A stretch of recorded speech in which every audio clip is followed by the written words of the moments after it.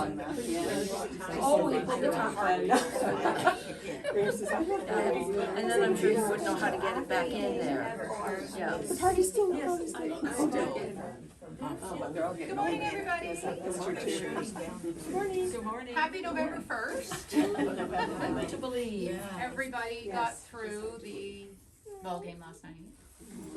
And we're all excited because we're going to do it again tonight. But we're going to win, right? We're going to win. We got through Halloween. Yes, and got through Halloween. And the mega rain. Oh my goodness, so much rain. Yeah. We needed that in July and August. Not now. And it was snow, I saw. Yes, You we did have any snow? Yes, we did. Oh, Yes, did you? I took a video of it. Wow, wow, yeah, my son said, so do you have your snow tires on yet, Mom? No, but I need to think about that real soon. Yep, November 1st, they have to go on. Anyway, good morning, and thank you so much for being here today. It's wonderful to see so many happy faces, and we are excited to share. That's what it's all about. Leanne reminded me that that's what Down was all about. It's all about sharing ideas, Tips getting and inspiration, giving inspiration, and having fun, because that's what Quilters Covered is all about for us. Having fun. So, I think most of you do know me. I'm Noreen, and it's my husband who writes the silliness at the end of his letter. We all know that. Shout out to Don. Yep. And I'd be very surprised if there's someone who doesn't know Leanne, but perhaps there is somebody here who doesn't know. Leanne McCallum is long time Quilters Covered employee and teacher extraordinaire. Just teacher. Studio 180 and other things as well. I just haven't been to demo for a little while. That's right. Yeah. So we're really happy to have Leanne here today, and I'm going to sit down and let Leanne chat away. And it's kind of a 3-part demo, just so that you're aware of that. 3 parts, and then show and share, and then prize draws, and That's how we keep you till the end. Want to see it all, and then we saw some bags come in.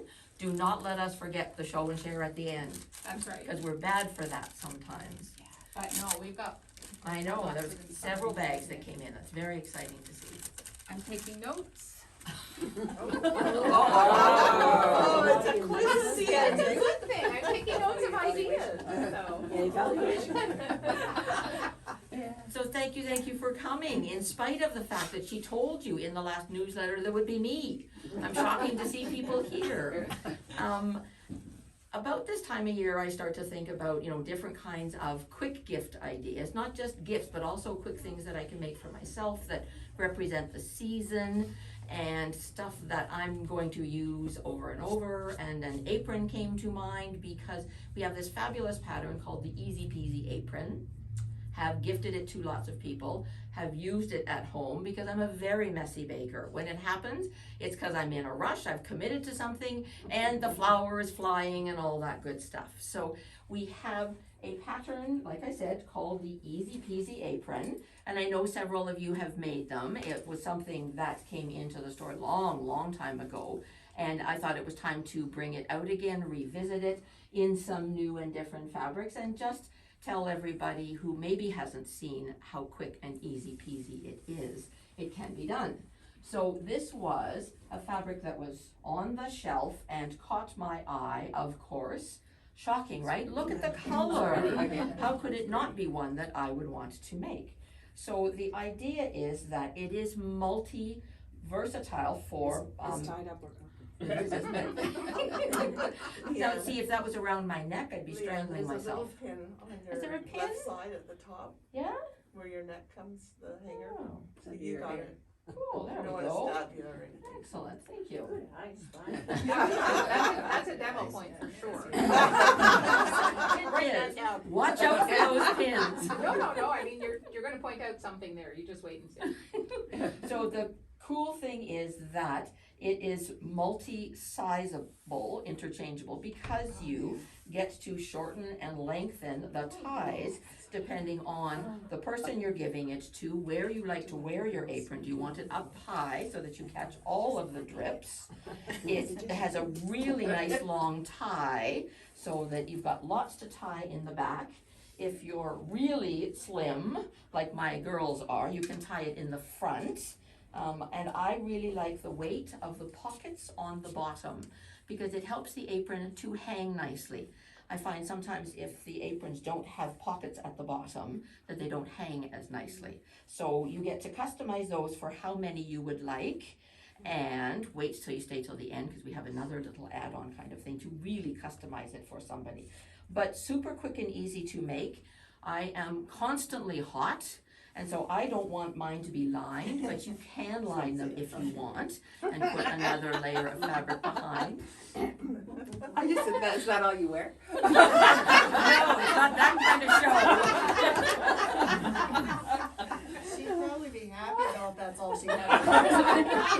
Yeah, right. You can make one for the back too. Yeah. Okay, I promise I can turn around. So the fun thing is how you get to make it.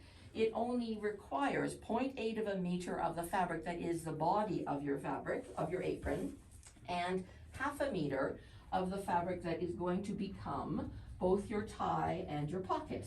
So I'm here to share with you my tips and tricks for the best way that I found to pull some of those pieces and steps together.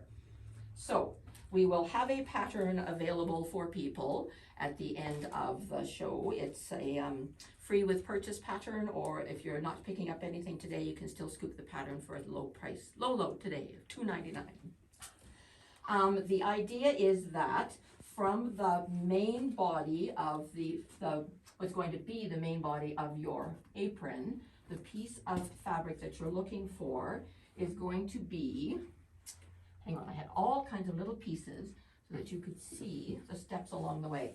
So from your fabric, you need, from that 0.8 of a meter, you're going to cut yourself 30 inches from your 0.8 of a meter, and then cut yourself 36 inches off of that. So I say to everybody, think about how our width of fabric is usually 42 inches, isn't it? So the Scottish in me is going to kick in and say, I want to use the 36 inches from within that 42 inch from width of fabric to selvage. So I'm going to cut 30 inches, the shorter piece, along the edge of the selvage, because my 36 inches is covered within the width of fabric. The pattern is very explicit about how you're going to fold that piece of fabric. And it says, on here, it says, cut a rectangle 33 inches by 30 inches, and then fold the 33 inches in half, so it's 16.5 inches wide. So the math tells you that that's going to be the longest piece. From that piece that you have folded in half, 33, my apologies, was I saying 36? Yes. I am so sorry, it's actually 33 inches by the 30 inches. If you need it wider than 33 inches, you have 36 inches available from your width of fabric. So the idea is from that piece, you're going to cut yourself off a couple of triangles, and I did have them for visual purposes, so you can see how big that piece is that you're cutting off. It tells you on the pattern exactly where to line that up. You're going to go across the top by 12 inches, and you're going to come down the side 11 inches. And that gives you just the nice angle that you need to be able to create the dip here that is going to provide the casing for your tie. So it's going to be basically the armhole without having to do a whole lot of fancy garment sewing and all that kind of stuff. That's not my thing. I wouldn't be doing the demo on that. Okay, so you're doing all of that. You've folded it in half, you've measured, you've cut your arm pieces off that are going to be the casing. You are going to be tempted, while you've got the piece laid out like that, to do all of your ironing and pinning, etc., to make the casing. And I'm going to say, don't do it then. You're going to be tempted. This is an ask me how I know. Because you get all of that done, you start to sew it together, and then the next steps farther along, you all of a sudden have raw edges at the top and the bottom of your casing, and you don't want that. You want that to be nicely folded over for good presentation, etc. So this is a case of read the pattern in the order, do it what the pattern says in order. Okay, so. It is, isn't it? Okay, so we have our piece that we have cut out. Keep thinking I've pinned that on there. What we're going to deal with next is the pocket. So the pocket gets cut from a piece of fabric. Again, it can be left with the fabric, and it's going to be 9 inches wide. We're going to fold the edge of the pocket fabric under and create a nice casing on the top and the bottom of it. This is a piece that I had cut off from one of my samples that I've made so that you can see how nicely finished it is.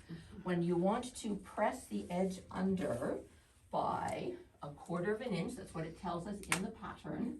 We're going to do that part first. I'm really excited about the Clover hot ruler, it's called. So there's a hot ruler which is long and rectangular like this, and we have what's called a hot hemmer that's square. To fold something under by 1/4 inch and be able to iron it and press it and have it stay, that's really hard to do sometimes. This has a bit of a grip on it, so when you press that over by 1/4 inch, you get to line it up with the line on the hot ruler, and it stays there. It doesn't slip, slide around, etc. You press it, you fold that under by the 1/4 inch, and then you turn around and you fold it over again, that nicely folded piece, by 1 inch. And now you've got a clean edge here that you're going to be able to top stitch. It makes for such a nice finished presentation when you do that. This works really well, and I used it for the casings and for the pocket, etc. You're creating along your whole pocket piece something that looks like this. So it's all nicely folded under one edge and the other edge, and then you top stitch along both of them. And I think in the pattern, it says in the pattern to finish the raw edge, no, not that bit, sorry. It says stitch close to the fold, pressing under by 1 inch. So they want you, the pattern suggests stitching close to this fold. I do along both folds for my top stitching. It just makes it look really nice. Think about the color of your thread. What color of thread do you want to show up on this part, because it's going to be visible on your pocket. It may be slightly different if you've got a dark body of your apron and the pocket is lighter. Think about where you might want to be changing thread color. Because it's all about the pretty, isn't it, everybody?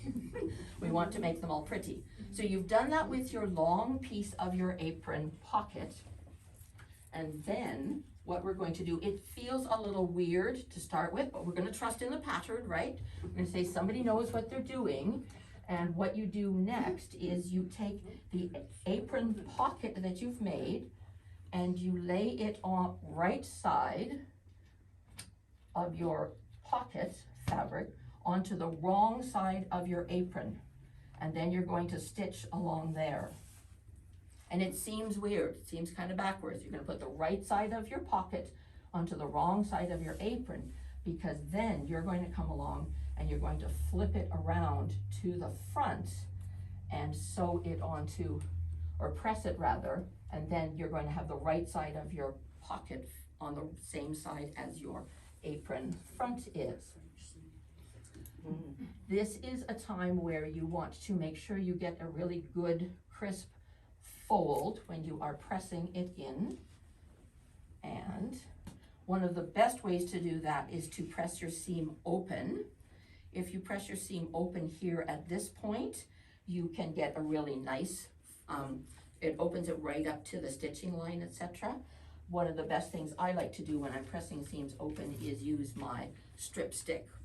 How many of you have done classes with me where there are lots of points that are coming out, and the strip stick really helps to disperse the bulk out of the pressing that you're doing. That can help a lot with the bottom of your apron as well.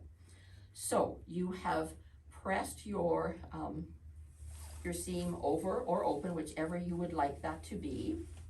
Give it a good press, and from the front, now this guy is going to look like this, right? There's your apron with your pocket on the front, and you're going to have some left over from your width of fabric that you cut your pocket piece from. You're going to have some left over that you can cut off. That's what this little piece was. Different fabrics that are different widths of fabric will give you a different amount of fabric that is left over.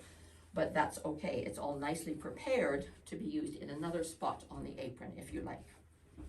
So you've pressed that over. The next step that you're going to follow in the pattern, after you have flipped that around, is you're going to align the top and the bottom of your apron to sew under the neckline. So you're going to take the neckline piece.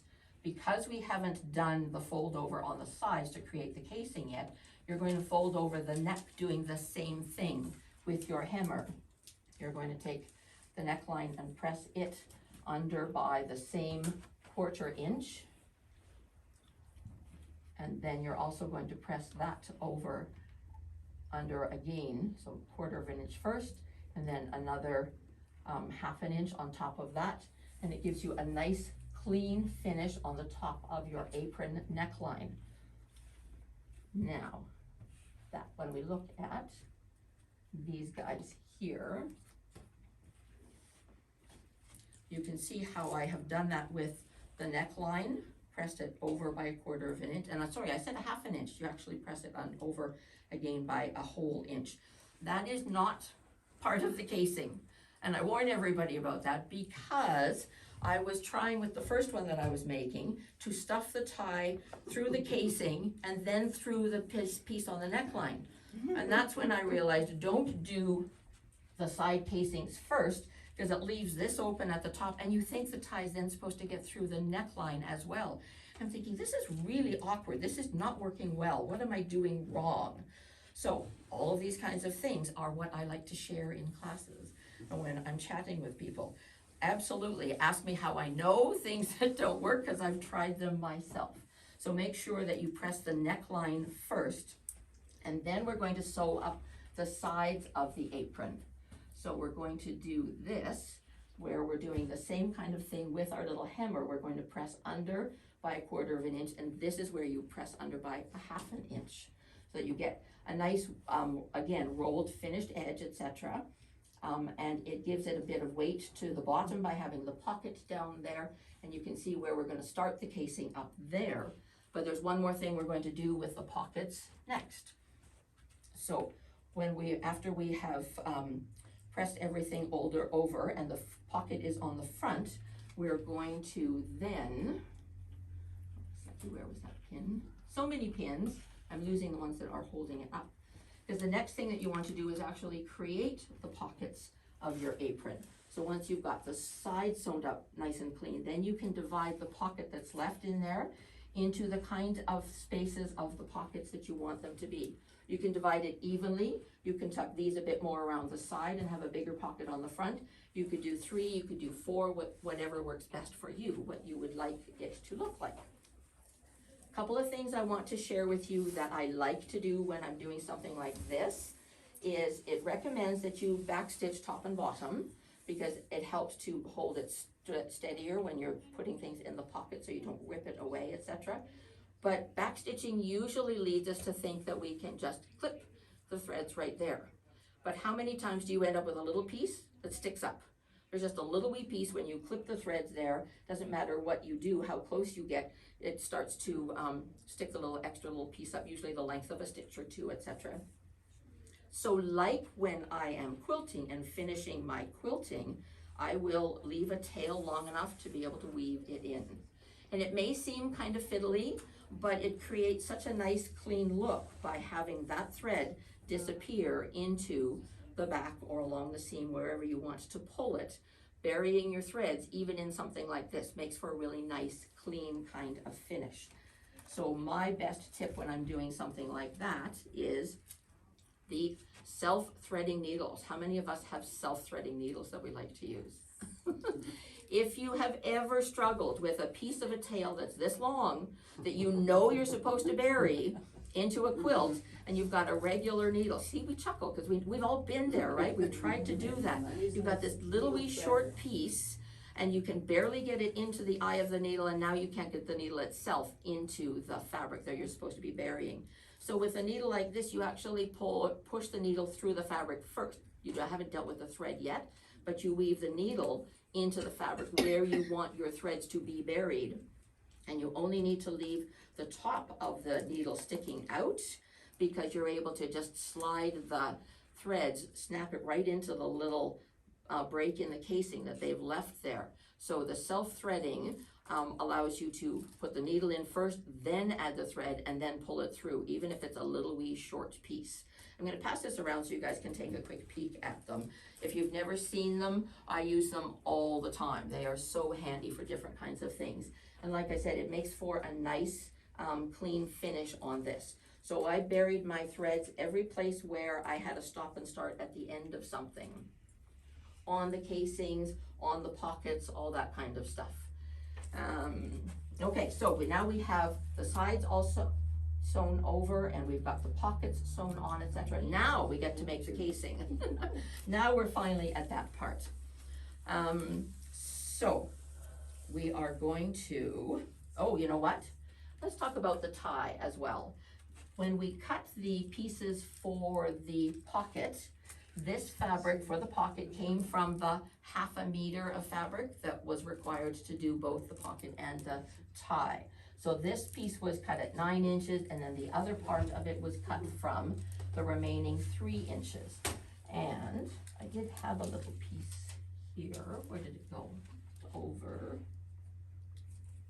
And you know, I specifically set it aside this morning so that I'd have a demo piece to show you guys.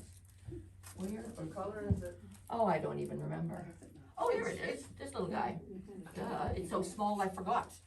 Okay, so the 3-inch piece of fabric, to make the tie, of course, it's much longer. You cut 3 long strips of it and you sew them together like you would with binding, so that you've got a long enough piece to go all the way around.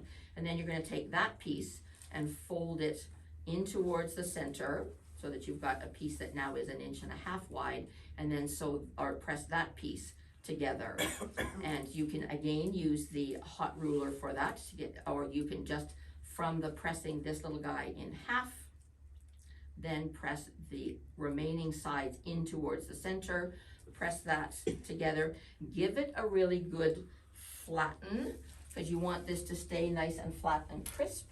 And I love using a clapper in lots of different stages as I'm pressing all of my folded edges under, making my casing, making my tie, etc. Putting a clapper on top of your fabric as you're going along pressing, if you're able to press a whole block and let it sit and cool under the clapper, it helps to make your fabric so much flatter and a nice really crisp fold over with your seams, etc. So this little guy becomes the tie that we are going to sew all the way down both sides. So we're top stitching that as well.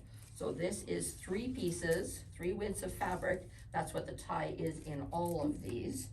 That's the length that you get from those 3 pieces. If you're thinking about changing the size of your apron, which is easy to do for a smaller person, you maybe need less of the tie so that they're not strangling themselves. If it's a small person that you want, like a kid kind of thing, I'm thinking. It doesn't maybe need to be the full 3 widths of fabric pieces. You could get away with 2 because it makes a lot of extra. But I'll pass this around so that you guys can see how I have prepared that piece and then use top stitch all the way around. And nice clean ends. Do the same thing at the end. Tuck your ends in so that they're nice and clean. Did you top stitch both sides? I did. You can see that when it comes. Here you go, share, it's long enough. 3 or 4 of you can look at it all at once. So again, think about the color of your thread that is showing up in spots like this. If the fabric is substantially different from the other fabrics you've been working with, make it match nicely. You can also have a totally different fabric that is your tie versus your pocket. If there's a fabric you really want to feature on your pocket, what if you want to put gingerbreads across the bottom? Or if you've got a sewing theme and then you've got a fabric here that's got buttons on it or something really cutesy. It can be different from the fabric that is your tie, certainly. You just need to think about how much you're cutting of each of them and then check your stash to see which fabric you want to be working with. Okay, so that is a tie that is going to go into the casing that you're going to make next. So this piece that I had originally cut, And this one I didn't fold over and top stitch the top and the sides yet, because I wanted to talk to you guys about doing it in the right order. But now's the time to do the fold over and the top stitch of the angled pieces on the side to make your casing piece. In this case, again, the pattern is going to tell you that you are pressing them under by 1/4 of an inch. The angled edges, press under by 1/4 of an inch, then an inch, and top stitch close to the fold to make the casing for the apron. In this case, you don't want to stitch on both sides of that like we're doing with the tie that's going around. You really only want to top stitch close to this edge here. Now, I also want to say to everybody, when you look at sort of the finished visual of all of this, if you take the time to, when you're sewing up the side, sew right off the end of the bit up here, then it's a nice clean stitching finish all the way around with your stitches to the back of your casing. Think about the end result of what all of this is going to give you. We are stitching only along the edge of the fold here for this, but if your stitches have continued up towards the end here, then you don't have a piece where you're having to fuss to feed in, bury your threads, because it will disappear over into the fold inside your casing. So you can save yourself a step that way. Stitching only along the side where you folded it in then creates this nice long casing where the tie feeds in and easily is adjustable. And those of you who've been doing all different kinds of things where you're creating a casing and handles, etc., the best thing for pulling it through is just this plain old safety pin. Put a safety pin on the end of it and slide your way through. It goes up from the bottom of one side, up and around the top, and then down through the casing on the other side. Do you not have a raw edge, on the casing that comes down to the side? So that's where I was talking about. I'm gonna pass this one to you, Pat, so that you can look at it. So there's no raw edge here. Is this where you're talking about? Because you do the stitching on the side and you do the stitching on the top first. Okay. This is absolutely one of those, I did it the other way first. I did the casing first and then came back and did those guys, and I had a raw edge that was down here and a raw edge that was up here. That's what I've done, yeah. So it gives it a little bit more finished look. And to be honest, it is what is recommended in the pattern. How many of us skip ahead and say, okay, I've got this cut, I know what I'm doing, I did that, I know what I'm doing, and I'm not a garment sewer. I would be shocking some people who are garment sewers, right, Karen? Well, sometimes, yeah. So I know you're tempted to do this, I know you're tempted to fold it over and do your top stitching, but follow along in the top to the apron, all that kind of stuff, or the pocket, etc., etc. Those of you who are noticing the pretty pink stripe on my pattern, that is something that I really like to do to highlight on patterns and technique sheets and stuff, and I use my glow line tape for that. It pulls right off of the paper after you're done with it. It means that you can easily highlight things that you want your eyes to be drawn to, quick and easy, and you're not writing on your pattern, all that kind of thing. You actually can write on top of the glow line tape. So lots of times when I put it on rulers in classes that I'm teaching, I'll say to everybody, make a little note on there that, you know, the line you're looking for is at the bottom of the glow line tape, or is it at the top of the glow line tape with an arrow, different kinds of things, or this is step number 1, the next one is step number 2, so you can label them, that kind of thing. So you can write on top of them. The copy that you get today, free with purchase, will not have the pretty pink stripes on it, okay? You're gonna have to put your own pretty pink stripes on it. But that's supposed to be helping me to tell you guys the order in which to do things. Okay, so I think that after you have finished winding that all the way through, I will say to everybody, think about how much you're going to pull on the casing as you are weaving your tie through, etc. Try not to really give it a hard tug without a bit of substance behind it. So if you hold your fingers not right on the very edge, then it doesn't distort it a little bit. Like it's bias edge and we have stitched down one side of it, but it still is something that, you wanna handle fairly gently as you're trying to pull the tie through, kind of thing. To prove the point that they are well used and well loved, Noreen brought in her apron that she uses at home. Washed, cutie pie as can be, she's had it for a long time, used and loved, and absolutely they're not just something to be hanging in the kitchen. None of us have show kitchens, do we? We want to be able to use them and look good while we're in there. I am constantly wiping my hands on the front of my apron, etc. Okay, so remember I said there was a little bit of a wait till the end because there's always, you guys know me, don't you? There is always more, because Noreen shared this little tip about her son who loves to cook, and he's a guy, and a lot of that cooking I'm sure is grilling on the barbecue. He said, Mom, I need a pocket up here. He doesn't want it very big because he wants to put his meat temperature probe, that kind of thing, up there, not be groping for it down here in the big pocket, etc. So remember that piece that you cut off from your extra long piece? We didn't need the full 42 inches down here for our pocket. So take this little piece, cut it to the size that you know he's going to want, make it a little bit smaller, etc. And think about the way that we made the pocket here. How did we attach it?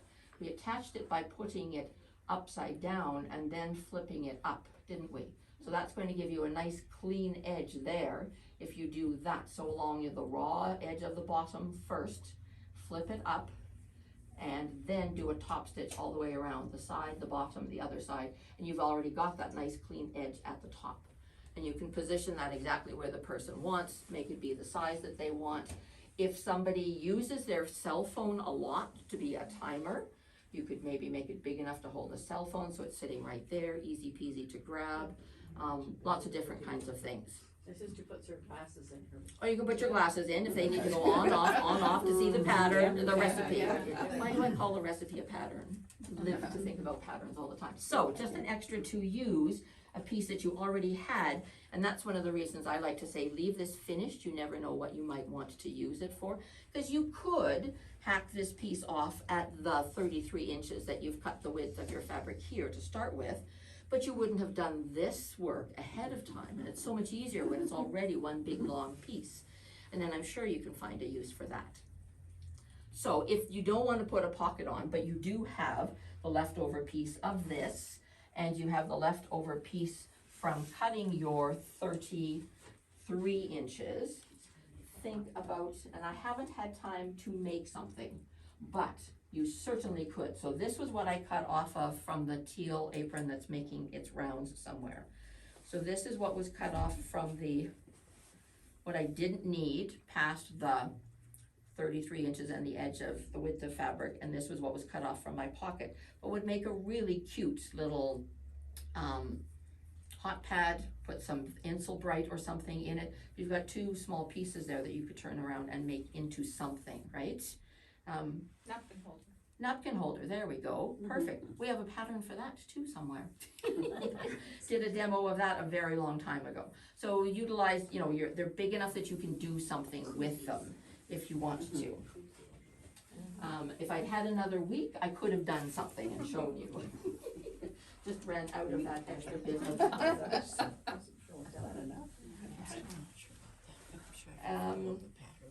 Okay, I think that's about it for the Easy Peasy apron. They really truly are easy peasy.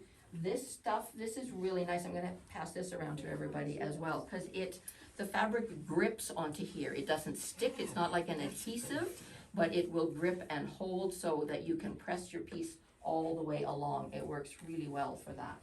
And can you see the package? Yeah. Oh, yeah. So lots of, This is Leanne's. this one's mine. We do have one more of them up here for sale in the long rectangle. And then there's also like I said, there's the square one as well. If you need one that you have to take home today, you can have either one of these guys. But if you want one and we don't have any left, be sure you mention to put your name in the order book. Okay? They were very popular yesterday. Were they? They always Yes. are Friday night. Yeah. They always get it right, yeah.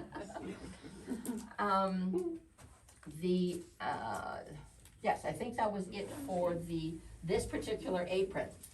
Now, if by chance you don't have as much time as, in spite of this being easy peasy, we do also have a fabulous panel for an apron as well. And that's kind of a fun thing to think about as well. So, there's a panel with the ties, with oven mitts, with coasters, with your, pattern written right on the side of it. So, and this one's very seasonable, very Christmassy, etc. Could be done and ready in time to make for anybody special. Or this can be great fun to personalize for somebody who's got a teenager in their family that, is looking for something a little bit flashier, etc. I'm very sorry we don't have this fabric here. This came from my stash, but it gives you an idea, right? As Noreen said, we're all about sharing ideas. So ideas about how to make something a little bit unexpected maybe in fabric for an apron.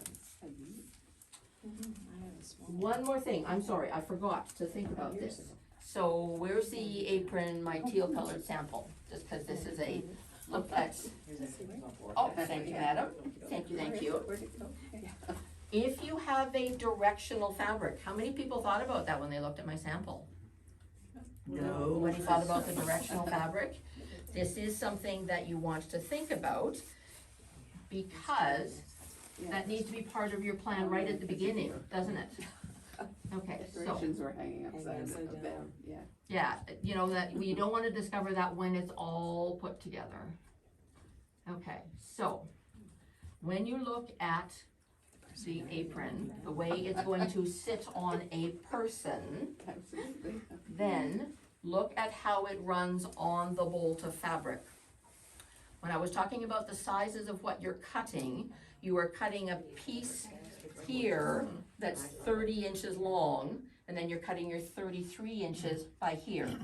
And remember way back to this step when we folded this in half, that 33 inches was folded in half to give us the angular that we're cutting here. The 33 inches we're going to cut from here. Right, you can wrap it around. That's what you want it to do. Good color. You can, yes, absolutely. If you're looking at it all, as you're holding the bolt and the pattern is printed this way, that's how it's going to sit on you, like Noreen just did, okay? So if by chance instead it is printed this way on your bolt of fabric, then you're going to need to flip it around so to make sure that when you are laying your piece on your cutting mat to cut it, that you're cutting 30 inches this way and 33 inches this way, and that's what becomes the visual of how it's going to hang on the person, you or whoever else it is. Does that make sense to everybody? Yep. Look at it on the bolt. Is that the way you want it to hang? Then you're good with the 0.8 of a meter and how you're going to cut it from your piece. So if you're walking around the store and you pick up a bolt and stand there like that, Pretend you're "Okay, yeah, I'm wearing good." it. We won't ask any questions. You'll know what you're doing. That's right. Yep, okay.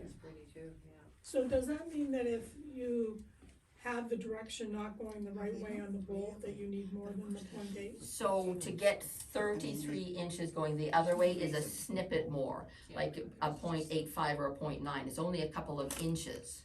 Or your apron is not quite as wide. But if you're a person who it has to be done like the size in the pattern, it might throw you for a little bit of a loop.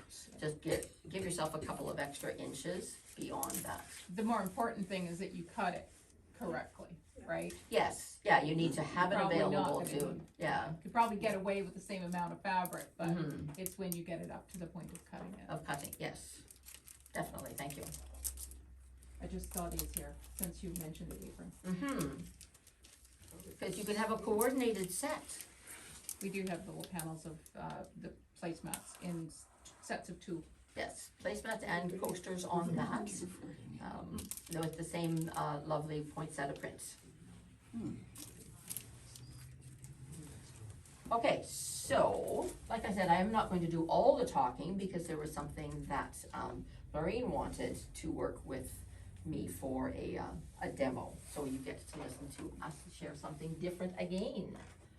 So, I, a number of times have thought, aware that you can make your backing larger without buying twice as much fabric. So has anybody heard of Grow Your Backing? Yes. Some people have. Okay, that's good. So you're our endorsers that you know it works.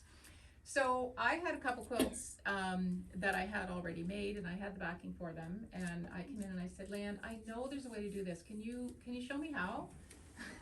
And Marilyn overheard me, and she said, that needs to be a demo. So here we are. I said, great, we can actually do it here. She even had 2 quilts I did. so that we could have a demo piece for yesterday and a demo piece for today. So the Friday group didn't get everything, Pat. Imagine that, two quilts that weren't yet backed, right? Big surprise, right? 67 so far. So, Or more.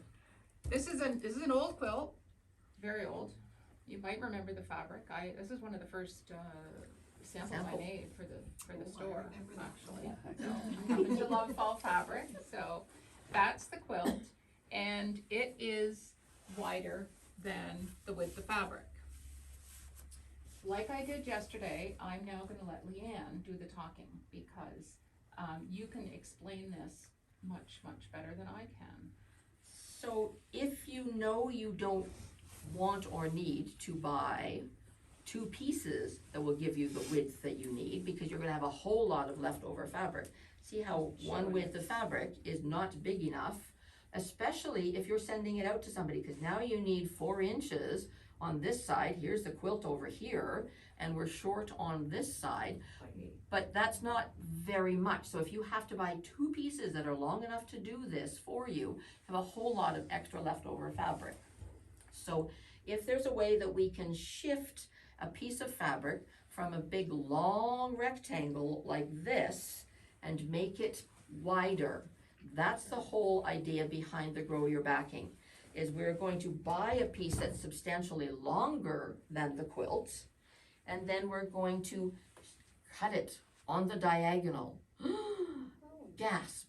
I know, you have to take a really deep breath when you want to do this. And now I'm gonna jump in and say something. Yes. Because this is the part that I had some difficulty getting my head around. It's pretty basic. But when you figure out how long or how large your backing needs to be, you need to look at it, not just the size of your quilt, but you need to consider how much bigger your long armor needs it to be. So that needs to factor that into your needs to numbers. factor into it as well. So there is a fancy formula that you can figure this out, but there's also Leanne's way that says you need about 15 to 20 inches more. Doesn't that sound technical? So If you're making just a little baby quilt, then you can get away with, 10 to 15 inches. If you're doing a lap size quilt like this, 15 to 20 inches, absolutely. This is not gonna work for your king size quilt. Sorry guys, you're gonna have to buy the extra wide, or you're gonna have to buy 3 passes of what you need to cover the back of a king size quilt. but I think But for a one, lap quilt, it works so well. I think this was about 47 inches wide, so just a little bit wider than The width of fabric, yes. Yeah.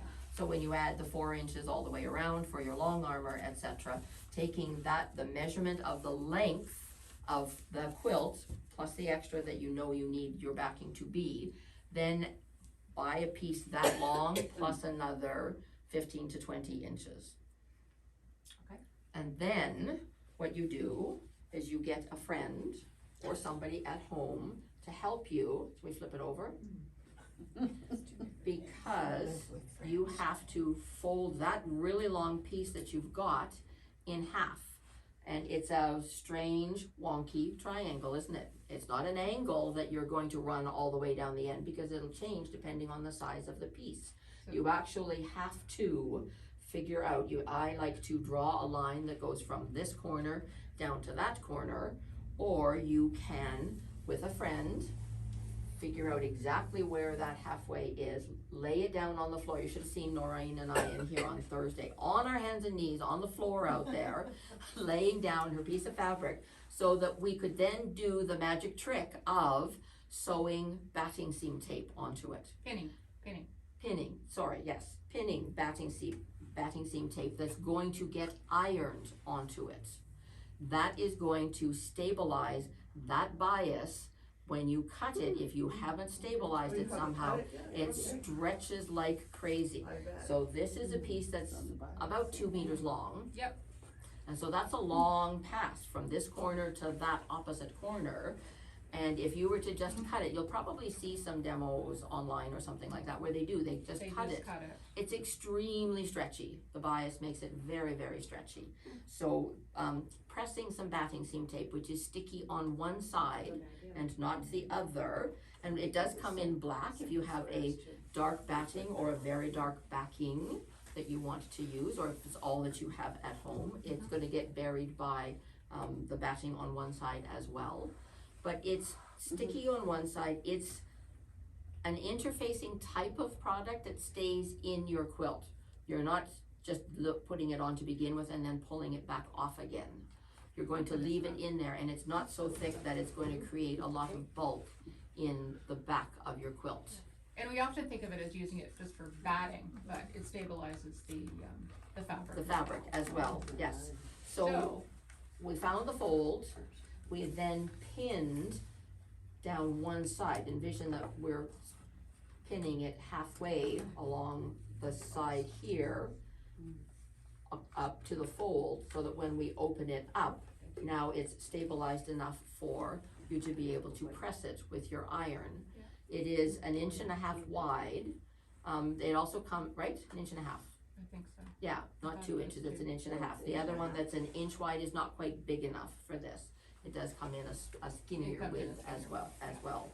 And then you press it with an iron, and you have to hold it a little bit as you move it along. It's not just as fast as pressing out a wrinkle in your fabric, but that's so that you heat up the glue enough that it sticks. So that means that the bumpy side of the batting seam tape goes onto the wrong side of your fabric. This is not a case where you want to say, oh, let's try one side and see if it works. You need to know which side goes down so it doesn't stick onto your iron. And some of the rolls, we found out yesterday from a customer, some of the rolls, when you purchase them, they're wrapped and wrapped and wrapped in like a cellophane. And that's not the batting seam tape, so it, needless to say, does nasty things to your iron if you try and, if you think that's the tape. So that's why I wanted to pass it around. It's like an interfacing, like Leanne said. Yeah. So, and the reason we pinned it on was so that I could then take it home and iron it. take it to the ironing board. Because you do need to lay it flat somehow. It's not easy to do over the ironing board. You can't have it in pieces hanging off the edge of the ironing board as you're trying to figure out where to position that batting seam tape. So now you're gonna get to watch us do something else with it. So I drew a nice line in the middle of the batting seam tape for this quilt. I'll show you. Can you see the white line down the center of the batting seam tape? So for yesterday's demo, I insisted that I didn't need the line down. And Leanne, I was really, really concerned about her. I thought she was gonna have a heart attack because I was cutting without drawing a line. Now, you need to know that Noreen loves improv quilting. So this was kind of feeding that improv soul. Now look at how beautifully it's sewed together. So this was yesterday's, okay, so this is what this is going to result in. So I cut it here in front of the audience, We just like that. had witnesses. Yeah, and okay, it's a little bit, it's not quite That's perfect, but being it's the overtaken. same, right? The main thing is to make your backing fabric lay flat. That's right. You don't want any big puckers because now it looks more like a scalloped edge as opposed to a straight line. But she did just fine. So so this is a good, Oh, yeah, good exactly. thing, a good representation. So this is a width of fabric, right? 42 inches. And this fabric that Noreen's holding started out at 42 inches wide. So see how much wider it made it by what we are going to do with it.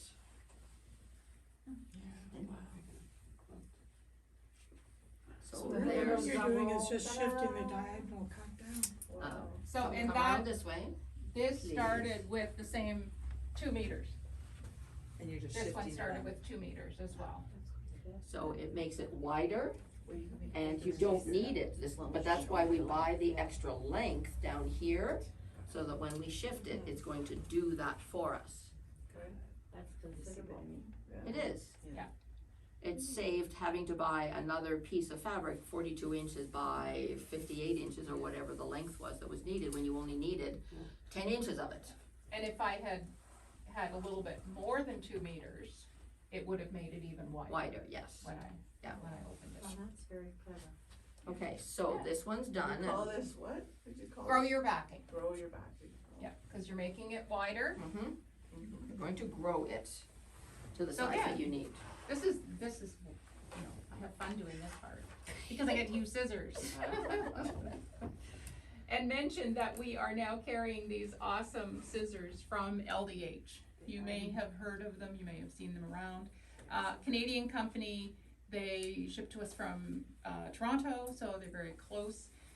And they are beautifully weighted, which I didn't really think was all that significant until I actually picked it up and started to cut with it. Very comfortable to hold, and very, very sharp. So there's a number of different styles. These were in the newsletter actually a couple of weeks ago. I think we did talk about them.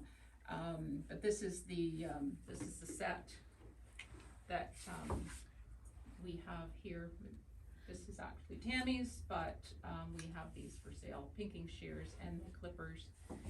These Thread little- snips. The thread snips, which you hold this way. I have to show this. This was great fun when they first came in.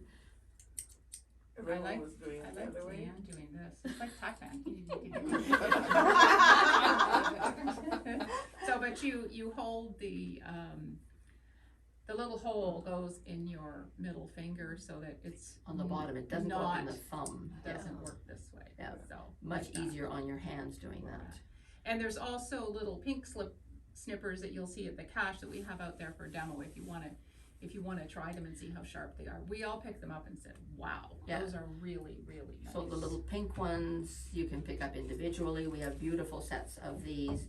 A midnight edition that is a pinky blue, a purpley bluey black kind of Whoa.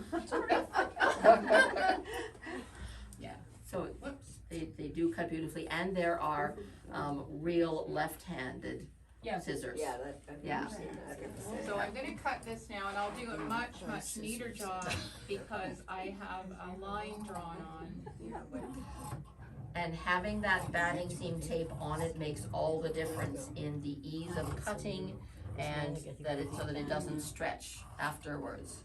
Still use my rotary cutter. Yeah, I told you, I'm not convinced I can cut any straighter on a line than I can. Oh, you're cut doing without. much better than yesterday. And I'm not hyperventilating. I couldn't help myself. And a ruler. You want to try and get it to lay as flat as possible. I mean, you can cut it with a rotary cutter, like, really, that's, but then you have to get a Thought we mat, all- That's we the thought we were only all way from I've here. ever cut it is with a rotary cutter. then you have to bring a mat in here, so. Then you would be able to demonstrate the nice new scissors. Well, that helps too. Helps too. Yeah. And it's the strangest looking piece when you pull them apart.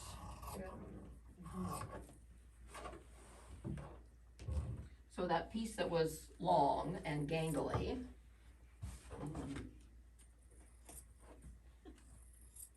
You know who I thought yesterday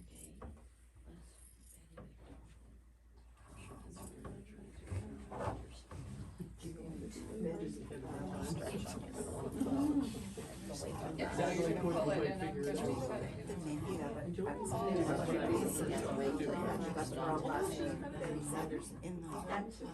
I was just gonna For ask. physio, it's like the lab and. Yeah, and that's too basic.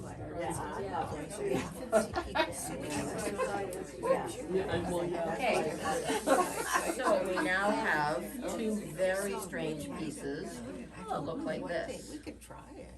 I don't know what they serve, but it's just a small. You better put the light in. with Then the we're skinny going to end, right? put them right sides together. Yep. The wide end like this, and leave a good long tail hanging out. Think about how much extra you cut this piece in length to start with. If it was 20 inches, then you're gonna leave 20 inches hanging out the top up here. You can also kind of do this, lay it out, if you want to, lay it out on a table and say, okay, does this to here give me what I want? Do I need to make it smaller or bigger? All that kind of thing. And then you Yeah, shift it accordingly. Yeah, you could shift it as you need it. So then you're able to just that until I pinned it all. pin them, yeah, then you're able to just pin them together. Now, when you sewed yours last night, because we had a fair bit of discussion of this in the demo group, was how wide do you sew your seam allowance when you're sewing your backing pieces together? Be a half inch. What's the consensus? How wide, if you're piecing your backing, It how doesn't matter, wide it's do you still make the your same seam? stitch seam. I do. Some long armors have a preference, Some want it to be a half an inch to help to disperse the bulk. and some They- say a quarter of inch is fine. It's always a good idea to press your seam open so that you really are dispersing that bulk, so that there's not all of your fabrics on one side of your seam. So a half an inch seam allowance gives you a bit more to press open. I did the, you'll love this, I did the width of my presser foot, which is somewhere between the quarter and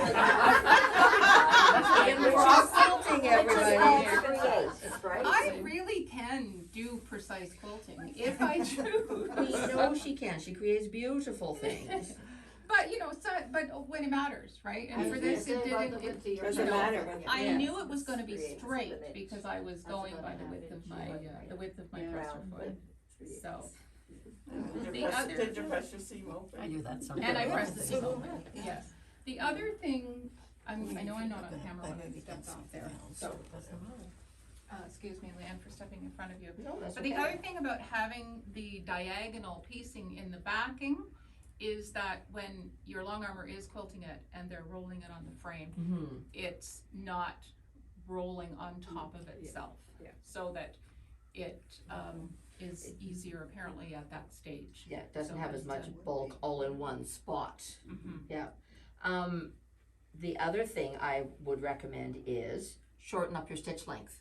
When you are gonna press seams open, having a shorter stitch length makes Right. those stitches that much more secure. And there's a fair bit of tugging on your backing fabric as they're loading them onto Right. the long arm, etc. So a shorter stitch length, press your seams open, all of this is stuff that they love you for. And now, all of a sudden, we have a piece that is much wider. Let's see where the quilt is. It's behind land. Here it is, underneath some of this stuff. That's yesterday's, and here's today's.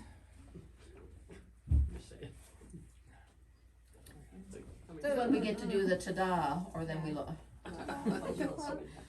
We do we it hope it works. behind here. Start again. So you're going to have this big floppy triangle that you will cut off after you've determined that it's going to fit and you've made it square. It's And- plenty big. Yep, so turn Let's it do around our to the little switch front round now. So now we have, yep, there's lots on the width and lots of extra down at the bottom as well. So the long armor is happy and And Maureen hasn't had to buy a whole bunch of extra fabric that doesn't get used in this. so it is practical, it is saving a little bit of money, which is important. And how many times do you find the exact fabric that you want, but it's a half a meter short? You don't, there's not quite enough, and that's the one that you know you have to have. And then there's tiers, there's not supposed to be any tiers in quilting. And all you have left over for this Yeah. now is this. That's right. And what you trim off from the Yeah. bottom. Yeah. So we do have a little handout about grow your backing that will remind you how to do it, but I think seeing the visual is Seeing the goofiness. That's right. Seeing the magic happen. So thank you, Leanne. I now Have have two two backings. quilts ready to go. So that means there's no excuse, right? That's right, that's right. So, No Okay. excuse for that. Well done, that looks fabulous. thank you. Yeah, that's great. So we proved it happened and we validated it again. Twice it worked for us. So there you go. Mhm. All right, Leanne, back to you. So talking about things that you chat about something that you've done and somebody else says that should be a demo. So I had a couple of pillows that I had made as Christmas gifts last year, using the fancy covered zipper technique on the backing that Tammy loves. She puts that on all of her pillows that stay in here as samples, etc. And I had done this last year as Christmas gifts, borrowed them back from my daughter and her fiance, that I need them for a demo to show, etc. And also think about whether or not you've got any panel pieces that you want to pop onto the front of them. Have some ideas for that. But it wasn't just a matter of showing, you know, the pillow. Noreen said, well, let's do a demo on it. Let's see what we can do with that. So there is a free printout from A Quilting Life. This is Sherry McConnell from A Quilting Life. On her website, she also has a YouTube video that she's done for the zipper pillow back and zipper on a pillow back. It creates such a nice finished look, and to be able to create that, it's a lot like when we make our pillowcases where we've got the little flange in it, etc. So then the magic is, how do you do that? What steps do you do first? What do you do second? Yada, yada, yada.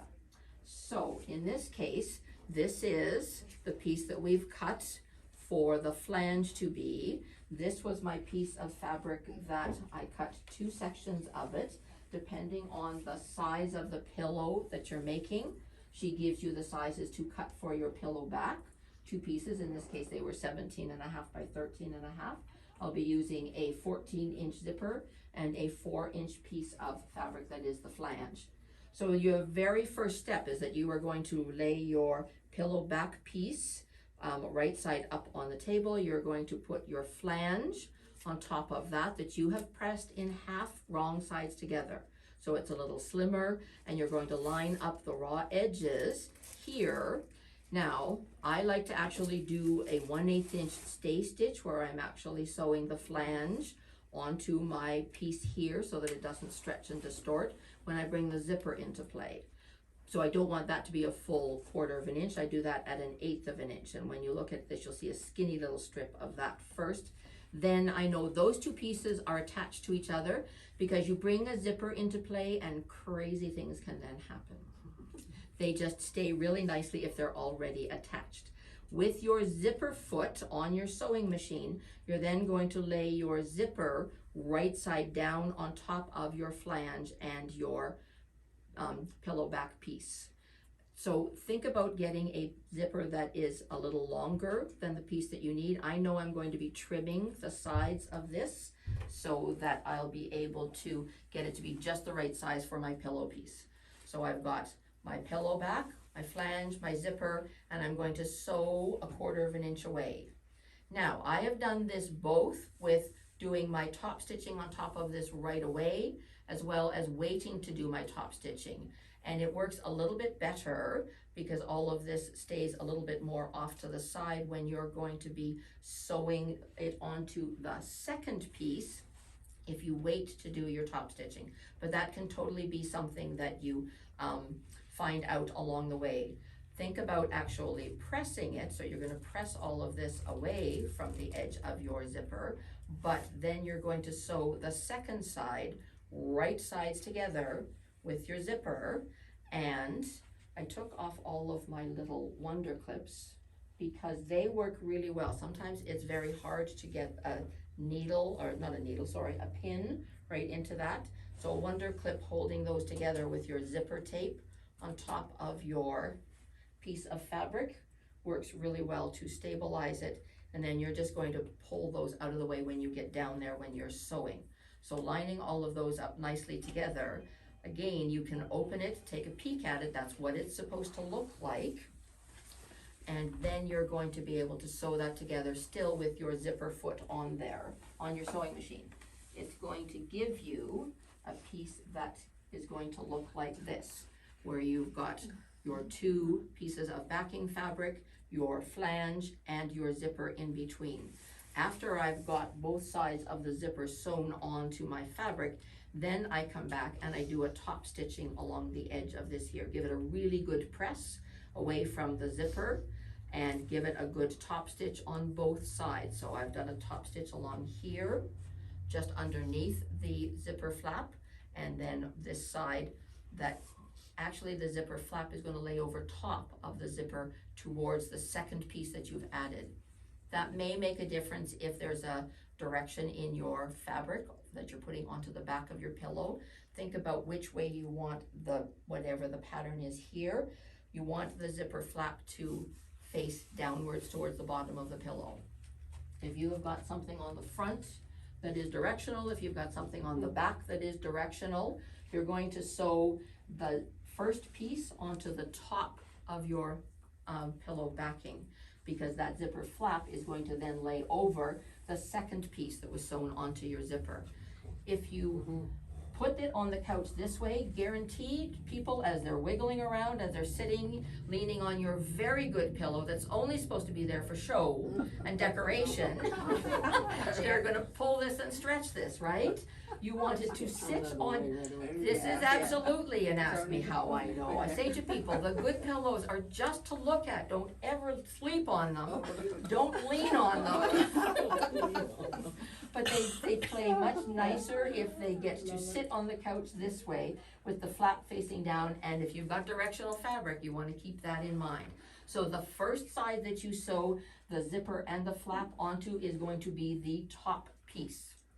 And watch the direction of your fabrics, okay? It doesn't need to be scary when you deal with directional fabric, but you want to think a little bit about what you're doing with You them. don't top stitch your flange, eh? I did not top stitch my flange down, no.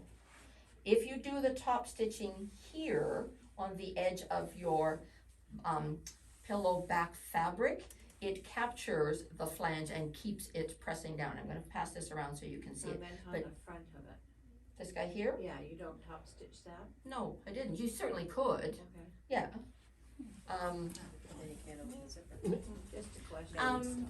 No, if you would just do this, it does, yeah, it doesn't affect the zipper at all. You could if you want it to stay nice You and, do a fancy and stitch or flat. something on there. You could, absolutely. How many fancy stitches on our machines do we never use? So have a look at that. It really is, it really is such a nice way to finish off a pillow. Oh, yeah. All of the pillows that Tammy makes for the store, she does that for us on the back. And in this case, it's the same fabric that is the flange and the pillow backing, so it's a really clean look. But it's also fun sometimes to do a different fabric. You can do 2 different fabrics or 3 or any of those kinds of things. It's easy to unzip them and throw them in the washer. Uh-huh, For those people that lean against it when they're not supposed to. I know. Now, Mine the- are usable. And the other thing that I noticed, when I got these back, they are a little misshapen. I need to do some pressing, etc.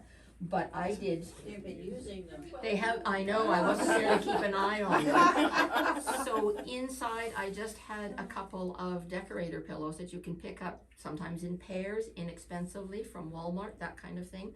A pillow form itself usually is really expensive, isn't it? You get a whole bunch from Amazon. Well, you could. Try not to do that. But you certainly can pick up some decorator pillows, and then if storage in a condo is at a premium, then you can just take out the nice pillow. It can stay on the couch, or you can change the cover. That's the next thing, is I'm waiting for them ask for seasonal pillow covers. Something else to think about, if anybody is making pillows, your pillow, form should be 1 inch larger than your finished pillow. And then it stuffs really nicely, It stuffs doesn't it? on and Yeah. goes out to the corners, Yes. and it makes it just that much more, I don't, you know. Fancy. Yeah, and it stays nicely stuffed. Yeah. So the difference too between this pillow and Tammy's that she did, she is such an overachiever. She loves to do binding on her pillows. That also helps them to stay and keep their shape really nicely. Lots of times I will take a pillow, and if I want to do the quick flip and sew kind of method that I did with this is I'll then run a stitching, a stay stitching, but not right along the very edge, in by about a half an inch. Yeah. So it's like I'm creating a binding, And that will And do the it- same thing of creating Yeah. your cause it space for your sucks pillow. in the pillow more and gets this to fit better. So how many of us are making things on December 24th? Didn't have time for that extra row of stitching before I gave it away. Are you gonna do it before you give it back? Yes. That's for this Christmas, November 1st today. You only got it. I should have time, shouldn't I, Bev? Yeah, No. I should have time to do that. So that little pillow back that is going around is going to be the back for the front that I've been piecing. You guys know how much I love my Lemoyne stars. And these were leftover bits from my harbor quilt that Pat's in a class with me were making that, I got etc. a gazillion bits. There was lots of leftover bits, and so these have been leaders and enders for me for a while. And so I've been building extra pieces. Somebody said, you do Lemoyne's as leaders and enders? Well, who doesn't? Right? You're right. Talk about overachieving. Thank you. Mine are all in the plastic paper. Exactly, yeah, exactly.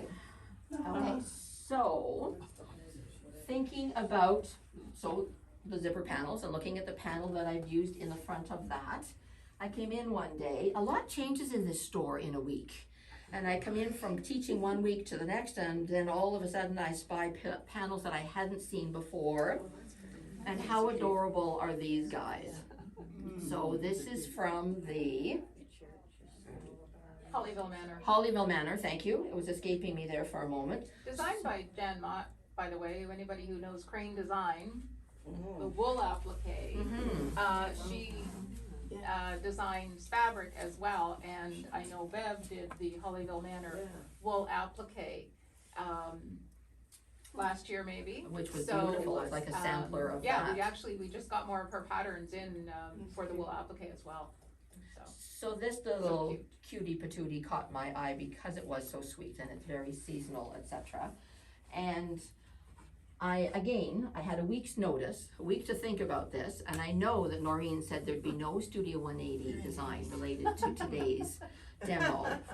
But I had to sneak a couple of little pieces in because what if I took a couple of those squares and put some green flying geese in there, make it look like trees? Now, I'm going to pin this up because I want you to be able to see the extra fun detail on, whoops, okay, we'll use this piece. This is what I've been hacking away at, shall we say. This is what I've got left and have more plans for. But there's these beautiful vines in between them, etc. Some of them you can incorporate into the bottom or the tops of your blocks, that kind of thing. A little trickier maybe to get them to go all the way around, but I was working with what was there for that guy. And I also did one where I wanted that vine and berries to go up around three sides of this guy, and then I had red flying geese that drew the red out of the barn. This was just shaved off of the panel up above it. It will disappear into my seam allowance, but that was the size I needed it to be to work with these geese, right? These are my 1.5 by 3 flying geese. It didn't work nicely if I had one geese shorter. So I wanted to make the panel that snippet longer. You know, it's all about the quilty math. Don't we love quilty math? No, some people don't. Yeah, some people don't. And geese rule. Geese, well, that's just it. Everybody can make flying geese. What do you suppose ruler I used when I was making these guys? Shout it out. Wing clipper, very good. Everybody should know that, if you know me. So easy peasy to kind of think about, okay, I could turn that into a placemat. I might put another strip of black around the edge, just to frame sort of the edge of the red flying geese. Finish it off a little bit, that would make a really cute placemat. And you could do quite a few of them from the panel. Or there's also a thing, you know, where that you can make, we have mug rug size, we have table mat size, we have placemat size, so make it whatever size works for the table you're going to put it on, etc. Do whatever you want with it. If you've got a little wee small, like a sofa table or something, you will just want something that big, that long, there you go. And that I whipped up literally in an evening. It was a late one. Guess what night I was up late till 2 a.m. watching a certain ball game. But look what I could accomplish during all of that time. Well, my sewing table's here and the TV's here, so I can do a lot of this, back and forth and back and forth. But it's it's always so much fun to look at panels and envision what you can do with them. Because I can't draw stick people, but I love to look at what people can do in the panels. And my husband really likes this kind of quilting more so than the stuff that I make with all the points. I don't get it. I love stars. And he says, yeah, but this looks more like art. But I can't create that art. I can't draw anything, but I can do those. Whatever. You could expand that out, we can make a really nice mantle scarf. Yes, it would, wouldn't That'd be it? a nice table. Yeah, that's it. I hadn't thought about a mantle scarf. Thank you. And that's not super deep, is it? Yeah, just something that's, Depends on how deep your mantle is. yes, yeah, absolutely. But it would be cute for Christmas. And we had this fabric that's supposed to go onto, that I'm putting on the back. I took a piece home that was supposed to go on the back of these in time for demo. That 1 meter cut that I took home, for the life of me, I couldn't find it. So the stuff came to the store just the way that it is. But this is really cute. So this is tossed buildings as well.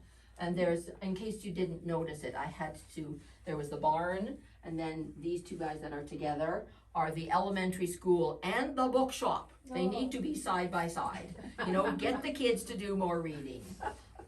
All that kind of stuff. So super cute, super fun to see and play with. And there's lots of great panels that you can do all different kinds of fun things with. Okay, so those were kind of my ideas. There's a couple of things that we wanted to share with you that are a little bit new to the store.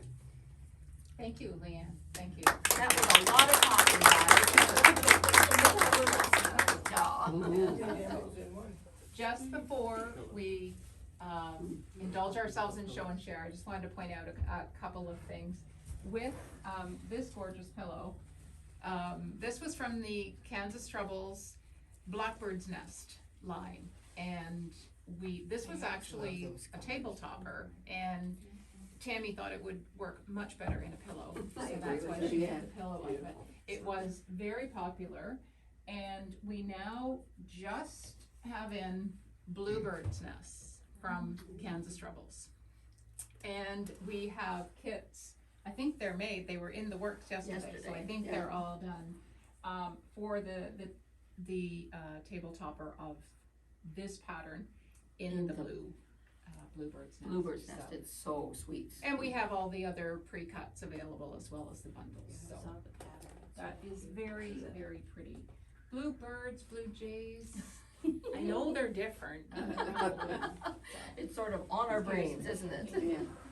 Couple of other things I wanted to point out here. This beautiful fabric that Leanne used for her apron. There is a panel that goes with this line of fabric as well. It's hanging on the door.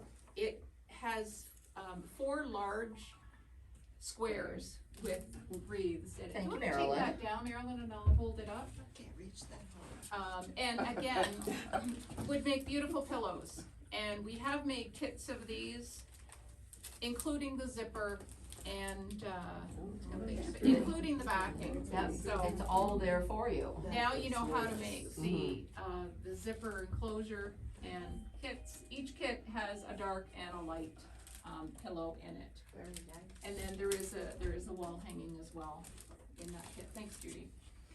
I just brought in the Autumn Forest kits. That was, I think, in last week's newsletter. It was a bit late coming into the store for autumn, but hey, we can't control a lot of things in this world, and delivery's one of them, so we work with what we have. But you know what? Autumn's gonna roll around next year too, so that's the beauty It does that. So, we have those kits. I was very, very thrilled that Debbie McGarry, she was here yesterday as Tina Turner, so just watch that. Dressed up for Halloween. Watch that picture on Instagram. She does beautiful work, she does beautiful applique, and she worked very hard to make these apron appliques for today's demo. Yep. This is from the Pioneer Days fabric line, which is this line here, which is from the Mia Presley Design House, which I've mentioned a few times. Mia Presley is a Canadian design house, located in Durham region. Lisa Cloche is the founder, and she is working with designers and working with the fabric mills in South Korea to bring the fabric designs directly to Canada. So, very ambitious and very, very talented. So this was one of her first lines that she came out with. It has a very vintage look, pioneer. She partnered with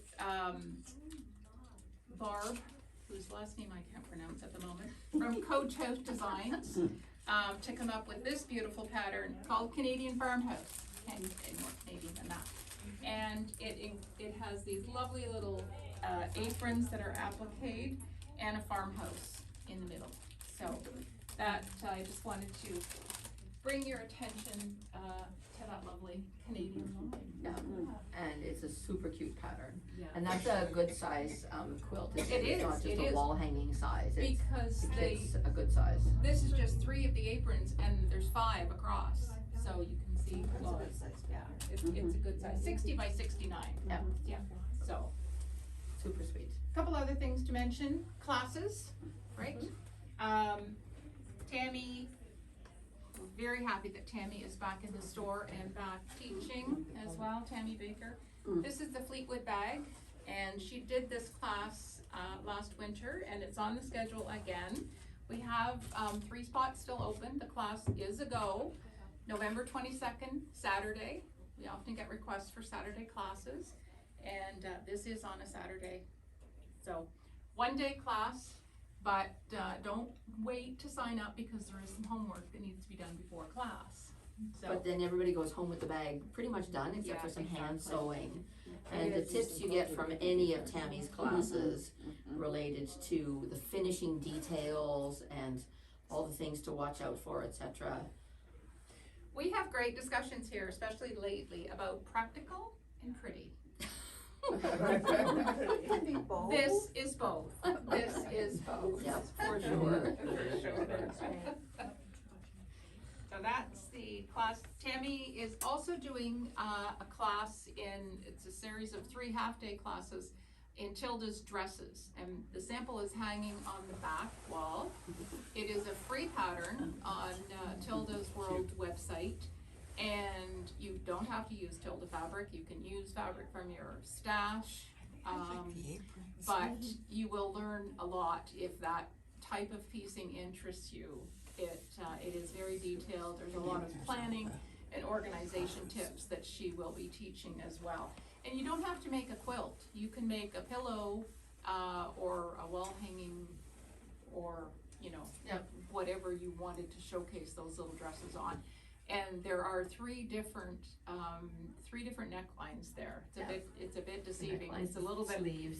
less repetitive than you might realize. So wanted to bring that to your attention. Also, Maddie's wool classes continue to be popular, and I just wrote down the dates here in my notebook.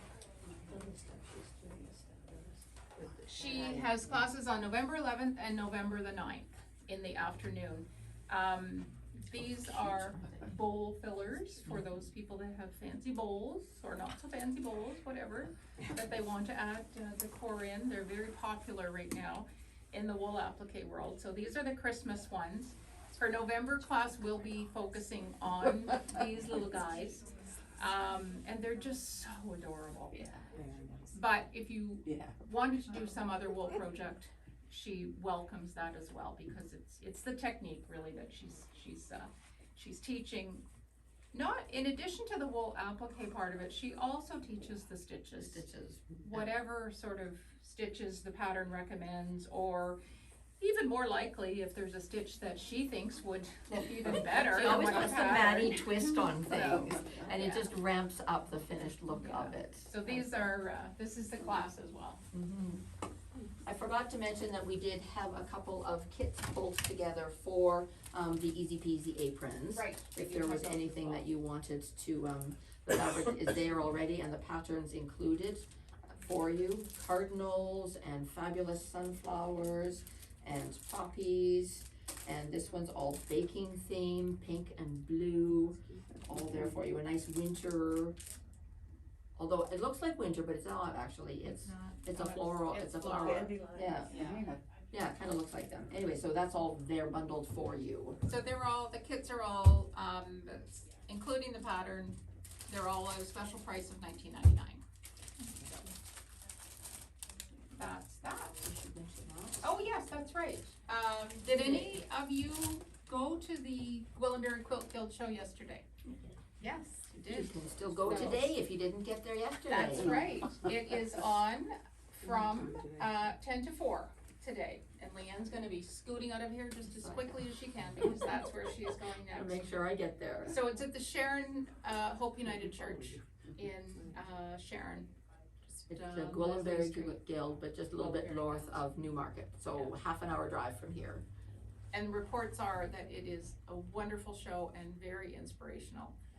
Very inspirational. And they have a lovely boutique with things for sale. And I think there's some treats as well, of course, a silent auction, $10 admission, over 100 quilts, unique fiber art. Linda Royce, who teaches our thread painting class here, apparently has quite a stunning display of her work. Marilyn has a number of quilts hanging as well, and a number of our other customers. So, Students, yeah, yeah. so check it out if you have time. Okay, So- has everybody, While we do show and tell, let's make sure everybody has entered their name into the draw. anybody? So there was a few Anyone? bags that came in for show and tell. Okay. Pat, you're on the front row, my dear, you get to come up first. Oh, great. I didn't bring anything new. But I don't think I've shown anybody. This is a Christmas one and I thought Well, since tis this the was the first season. of November. Absolutely. Cute. Oh, how lovely is that? This So, was, I think, a panel. it was a panel. It is Yes. amazing the things that you can do with panels. Cut the blocks apart a little bit, grow them. To show this. And it, put the panel on the back. fireside on the back is just so beautifully cozy. Very cool. And the red is perfect. And the quilting design looks like a tree zigzag back and forth with a star on top. How perfect is that? Very nice. Well, this gets to be out for almost a couple of months probably. If you are one who likes to decorate for Christmas, that time is coming pretty quick. Were the stars part of the panel too, or the stars piece? The stars Stars are like like geese, so flying geese Yeah. around, another piece of fabric. It might have been running yardage, it might have been a small panel square. Yeah, very nice, very nice pat. It was a kit, so it was cut there for you. Beautiful. Thank you for bringing that. Well, the other one I brought is one I did a long time ago, but I was talking with Kelly yesterday at the show, Yes. and I thought, I gotta bring this, cause I did this in one of her classes. Mm-hmm. It's probably one of my favorite quilts. Yeah, my brother. Look at that. Called Attic Treasures, but it used up a lot of my scraps. Not enough. Didn't make a dent on it.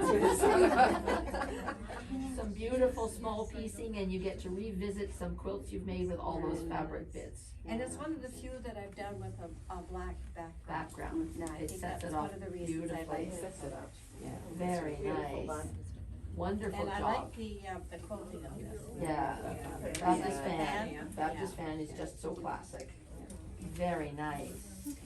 Oh, thanks for sharing that, Pat. Well, Beautiful. Oh, that's fine with me. There's one standing at the door, Bev, if you're okay, we'll take a quick peek at, the lady standing at the door who has a show and I don't tell. have anything. Oh, what? What? We are all shocked. We just assumed she did. Just assume I got a bag full and I don't have any. here, you're nice and tall. So this is, I will talk about it in a second after we admire it here. I Wow. think it's going to be large. Oh my Oh, goodness. That is Oh, beautiful. Lovely. Isn't this fantastic? That's So amazing. what I have learned from talking to the quilter who made it, who chooses to remain anonymous, she just came in to shop and says she's not one to show things. Well, this is spectacular. There are Oh, over Lovely. over 800 squares here. These are all individual squares. There's Yeah. nothing, Did there's she no make up the cheating pattern here. herself? No. Can Wow. you hold up the bottom? And Is this her design? no, it's not her design. I'll talk about that in a second when I can grab the pattern here. Can you see the bottom? So, Everybody isn't at that the back? Yeah. spectacular? I love the maple leaf design block. The reds are all just stunning. The fabric is gorgeous. Is that flannel? It almost looks flannel. No, it isn't. No, it's not. It It's looks, cotton. it looks to me like there's some crackle, there's some linen, this is linen, it's not linen, it's just called linen Yeah. by Northcott, and, some canvas, various different reds. Carol, do you wanna hold it? It I'll- just- I'll it just show the pattern glows. here. With the variety of reds and whites. So I may just have to order this pattern in. It is called Threads That Bind, and, listen carefully, it's by Deborah Howard Quilts by the Bay from Digby, Nova Scotia. Oh, and he's poster. Yeah. And, this lady, purchased a kit when she was there, so isn't it just spectacular? It is. And I've not seen this pattern No. anywhere. And the anywhere workmanship else. is stunning. The workmanship is absolutely incredible. Mhm. Yeah, the Beautiful. the Canadian, the red Canadian flag behind, with the white behind is really fantastic. It is. Yeah, but she said it was tricky because she had to use stabilizer behind all those squares. And, said it gave her some grief. That's all. Did she iron the squares onto the stabilizer and then sew them? I don't know. Because Did you iron the squares onto the stabilizer? Yes, she did. I did that with the Tilda flower and it was a bad It's pain a- in the ass. It's a really lightweight stabilizer, like the stabilizer's still here. Yeah. Like, yes. It's still in SF-101, I would think, yes. Yeah. And she pressed her seams open. Think how easy that would be with you stripstick. those thread scissors a lot. Yeah, lots Yeah, 'cause of there's no I pain. never No read pain. that. Yeah. But you want those squares to stay square, don't you? Make the design. Look at that workmanship. Yeah. Wow. Yeah, we were peeking at the interfacing. We wanted to see what the interfacing was. Yeah, I And know, I it gets did to one, stay but in there. Is it in Not the square. pattern that way? Could be. Is it in the pattern that Does way? it say? No, Put the no, interface- it's not written that way. She chose to do it that way because it was giving her trouble otherwise, so. Well, the end result is stunning. Spectacular, Yeah. absolutely Yeah. beautiful. Yeah. It was worth it, all the work. There are some interfacings that have gridwork lines on them. Quilt Smart produces interfacings with lines on them, and then you can make sure the squares stay exactly square. But it would go a long way to stabilizing it. Oh, I'm Thank you, so glad Marilyn. we were here today, and you Yes. came in today, so that we Yes. could see it. Gorgeous. Beautiful. Are you, do you wanna fold it? Do you need to measure it or anything? No, she, Okay. has it very tidily on a hanger in Oh. a garment bag. Taking good care of I it. think so. There's a lot of work in that one. Yeah, that's for Do sure. we have any other shows? One of those. Look, Here, I'll let you guys show it, it's heavy. I hear you beat me out by one Stepped on her point. toe. Oh, is that right? Yeah, for most points pretty, in pretty, machine pretty. Oh, Yeah. yeah. Okay, let's read this first. Okay. Love to sew tiny stitches. Interwoven already, 2025. Wow. Quilted by Laura Camsell. This, did you do this in Kelly's class here? No. No, Kelly did do this class. I Wow. believe. Oh, Isn't oh, that okay. spectacular? Yeah, Renata taught it. Yeah. Yours. I have one too. It's Oh, Wilma, that's gorgeous. More scraps. Now, did that bust through your stash pretty Not- good? Nope. Not enough yet? Oh, wow. That's a Lots. beautiful quilt. Kansas Troubles, Kim Kim Deal. Deal. Oh, Is it all yeah, Kim Deal? yeah. Lots of Kim Deal and some Kansas Troubles, yeah. Yeah. Mhm. Those are my That's things. very nice. All my quilts I are love, I mostly. love your two color binding. Oh, thank you. That's the first time I've ever done that. It's That was slipped to interesting. me. Oh, Yeah, wow. the two-sided It's- binding. Yeah. That's It went interesting. okay, The red I mean, it matches the takes a back. little bit longer, but it was good. Yeah, Mhm. it's nice, isn't it? I do Yeah, it most of worked out mine. well. It folds beautifully when you put Yeah. it on. It Yeah, 'cause it has a does. seam. Oh, that looks fabulous. And then you get to sew it on by machine. Has Yeah. anyone else done 2-color binding? Oh, I have. Yeah. It's lovely. Nine it times gives- out of I 10, do all it's my gonna be binding by short. machine now. My hands, I have some arthritis in it. Yeah.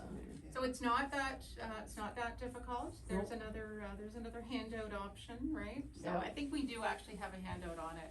Okay. 2-color binding if you're interested in that. What's the name of That's that gorgeous, Wilma. How big is it? Interwoven. Interwoven. It's in one of the scrapbooks. Interwoven is in a book. It's Is it Doug. not? Yeah. It's a Oh, yes, we did, thank you. Thanks, Doug. Doug Laco. It's a Doug Laco pattern. Oh, yes, okay. Mhm. Okay, I haven't seen it. I was thinking it was a King Deal pattern, but No, no, it's, yeah. it's Doug Okay. Laco. Yeah, 'cause she Yeah. did it at the same time as, Just Oh, When as I you was were doing teaching it? us, yeah, Oh, okay. we taught. Beautiful. Kelly was teaching here. yes, and Laura Kamsel's quilting is And it's too bad we don't have Sherry Jibs here because she did the same pattern, exactly the same, the blocks, but she rearranged her blocks and it looks like more of a traditional quilt. I would never have figured that out myself, but she, hers Very is cool. so, and it's And I lovely quite like too. the way Yeah. it That turned is out. gorgeous. But I left it the way it was because that's what I liked. Yeah. Well, that's what I you're had supposed to lots do of as it a the other way. quilter. Well, shout out to Sherry Jib. We'll invite her to come. Yeah, you have to, Yeah. you have to do that. We'll send her an email. Yeah. Thanks, Thanks very Wilma. much. Do we have other show and share? Colleen? Yay. Nice bright colors here, look at this. So this is, it's done on the embroidery machine, but this was, it's supposed to be called Charmed Adventure, that's really the adventure. Because it was 10 years in the making. Oh, wow. Yes, it was Wow. just grief all the way. Grief. But the pattern, I was missing half of it and I had to fight to get the rest of it, it was just a nightmare. Did you guys hear her say she did this on the embroidery machine? Oh. What? Like all of that, what looks like So I didn't really patchwork quilt is it, my machine did the whole thing. stitches. I just kinda You changed the you thread. directed it, Colleen. You need to give yourself some credit. Yeah.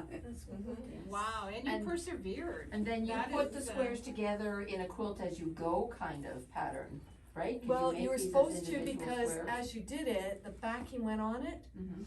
and when I got to that point, I thought, no bloody way am I sewing this back. Because it's just too stiff. It is Because very stiff, there's it's heavy, you interfacing guys. and for embroidery, you have to have all this stuff. What'd you do on the back then? I just Put put a sheet It's like down a and nice facing. prayed for the best. Yeah. Pray for the And I barely quilted, I quilted a few, just around, I didn't do much quilting. That is so It is cool, spectacular yeah, though. it's so different from anything else. Did Beautiful. Did Tammy see it? Tammy in the kitchen? Cause that would be something that she would, Yeah, yeah. Colleen's brought it to class to share with us in class. So, okay. Yeah, Very nice. beautifully done, very nice. She's got a hanging sleeve on it, it's all ready to be hung. I have nowhere to hang, well, cause I didn't know But what I you're was ready. doing, I was very ignorant on machine embroidery, embroidery machine. Had no idea what I was doing, so just, they're not my colors. It's just like, yeah, okay. A little just- girl would just A love little it. girl would like, it would be a good wall Yeah. hanging for a little girl. Yeah. Yeah. But like everything new that we learned, we didn't know what we were doing to start with, did we? We need to give And ourselves I that, got yelled at a lot that because I grace. didn't know how to use the machine, and she was not the Oh dear, same. oh, that's too bad. I wouldn't show it. Oh, I still trying to throw it in the washing machine to get some of the dye off. Oh, look at all. That's unique. This is tulip. Tulip Trails, so this was done with your Star 60 ruler. So, one of the studio, one maybe.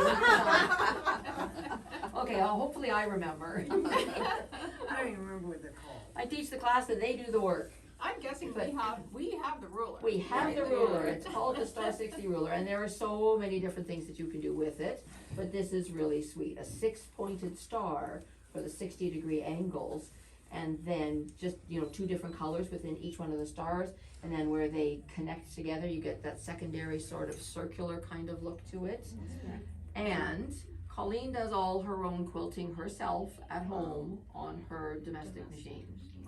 So, Look at like that our quilt. Judy does it quilting extraordinaire, so does Colleen, and this is Colleen's favorite part is the quilting, right? Right. Yeah. I don't like these. See, she doesn't like the piecing, but you need a quilt to be able to quilt. Yeah. Beautifully done, just stunning, Absolutely gorgeous. very nice. Just show the back, it'll really show the quilting as well. And see the dimension Isn't that from the, incredible? especially if the light catches it just differently, yes. How big is your machine? It sort of depends on which one I'm using, but either 10-inch throat or a 16. Okay. So not even like a sit down. Beautiful, just lovely. Beautifully done. Absolutely gorgeous. Thank you for sharing. Come on up. No? That's fine. Yeah. Here, and Okay. you don't get those creases that you Yeah, see. but- It's a little more awkward.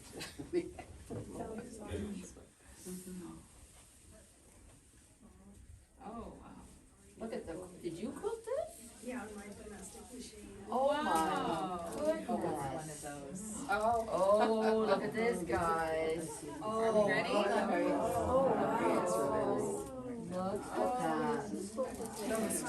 Yeah, sorry, but I guess I'm not seeing it. Zach, I wanna Didn't read see it on the, the for Money, to be ever cozy, lots of love from home.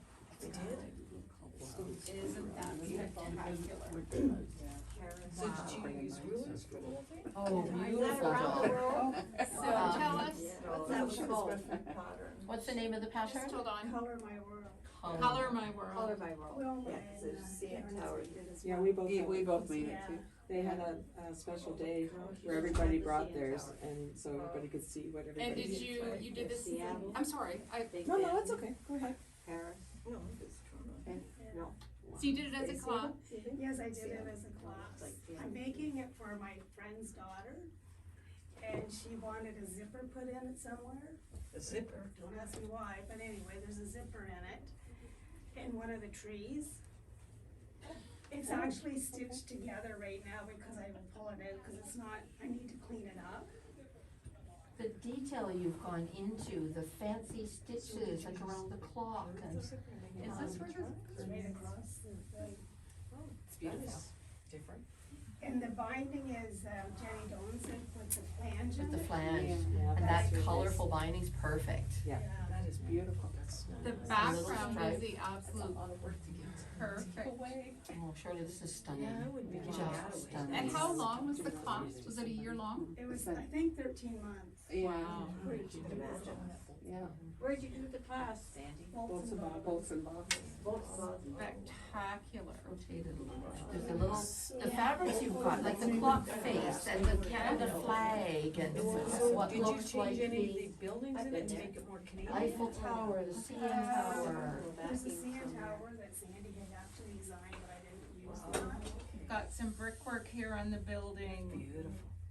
And I put the piping around the roads, cause I Mm-hmm. kinda like piping. This here, like, That's it really gives the detail. Yeah. The rocks. It's a lot of work, but it's definitely beautiful. Edging is awesome. Most of it's paper. That's a lot of work. Yeah, a lot of it's paper piece. And look at the little kitty in the window here.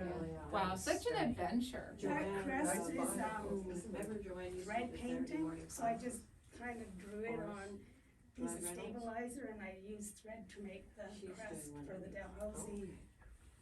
Wow. Oh, okay, over there. And it actually kind of turned It turned out beautifully. I can imagine how much fun it was choosing the fabrics for all the different pieces. Wow. Was it fun? Do you remember way back, was it fun all the way along? I can just picture you all in class together, that part would have been fun as well. Yeah, Look at this. showing Kind of a case, that'll do. This is an insignia of some significance. Yeah, that's. Yeah, that's what she was Dalhousie. saying, the I'm Dalhousie. sorry, I didn't hear that. I thought that's Yeah. where I graduated from, was Dalhousie. Oh, okay. I thought that was Dalhousie. Wow. So is your daughter a graduate from Dow? It's my friend's daughter, Your yes. friend's, Not even her sorry. own daughter. Yeah, This really. is so much Pardon work my to put hearing. into, I mean, they must be very special friends. Oh, What a beautiful, gift, memento, all that kind of stuff. Beautifully done. There's a big sewing machine over there. It's the kind of thing you just look and look and look at. Yeah. So you find more. Next to That's the, why I yeah, have the diamonds. the tower. Upside Yes. down. wow. Cool. Oh, I'm glad I was here to Words. see this too. Yeah. Yeah, the quilting So is did you absolutely quilt it yourself? Yes, on the machine. Wow, beautiful job. We hadn't even got to admiring that part yet. Wow. It was really, it's a lot of cramming in, cause I think with all the seams, it's. Mm. It's heavy, like it's a It heavy is quilt, heavy, and there'd be lots of places, there's a lot of bulk you have to deal with in the quilting. And when I was doing around the outside edge, I went one way, then I turned around and went the other way, but that meant I had to cram it all under the.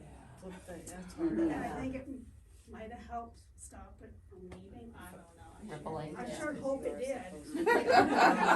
Well, what we see is stunning. So you wouldn't make another one? Yeah, I'm going to. I You would are? like it. Oh, that's fantastic. One for you, one for you, special, special for things you've done, places you've been. That's what a lot of people have done, right? Put, landmarks from places they've been. I would hope so. We're right.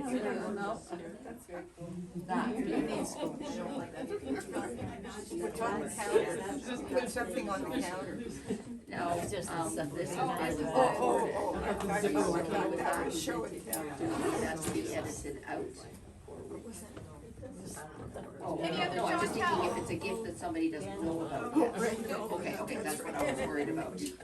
Got everybody in here? I don't wanna bust anybody's Wedding present. surprise, yeah. Thank you, ladies, you've been here a long time, and wow, what a spectacular show. Yes, it was, absolutely. Thrilled to see so many faces. Marie, right in the front Oh, corner. there you go. Hmm. Oh, I need to break that, you do. Although I made it already, but there were some little tips in that would make it. And juice. We have flannel and fancy Christmas.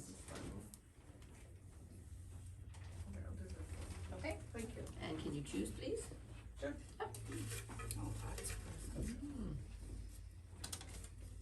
And Shirley, oh, how appropriate.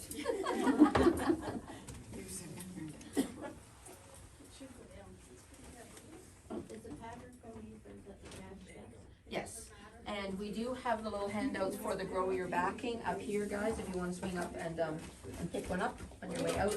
These ones are free, like we said, the apron pattern one is free with purchase, even if it's a fat quarter. But maybe you may need a new spool of thread or something, treat yourself. Yeah, we did your Oxford. They are up at the front, counter though. Janet. Oh, There you go. you wanna go over? Oh, okay. Oh, Oh, my can goodness. I remove your haircut? I have a couple of flannels and a sparkly Christmassy. Happy Christmas.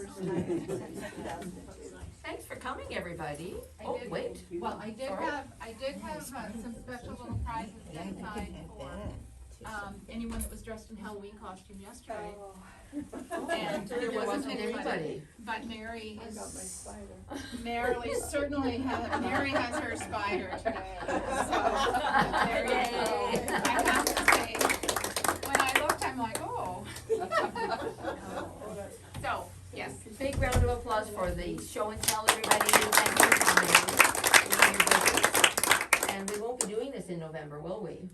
we're in November. This is We're in November. It's at the end of November. I know, I'm gonna have to flip the calendar, flip the brain. No, Yeah. this is the wrap up for 2025 for our demo.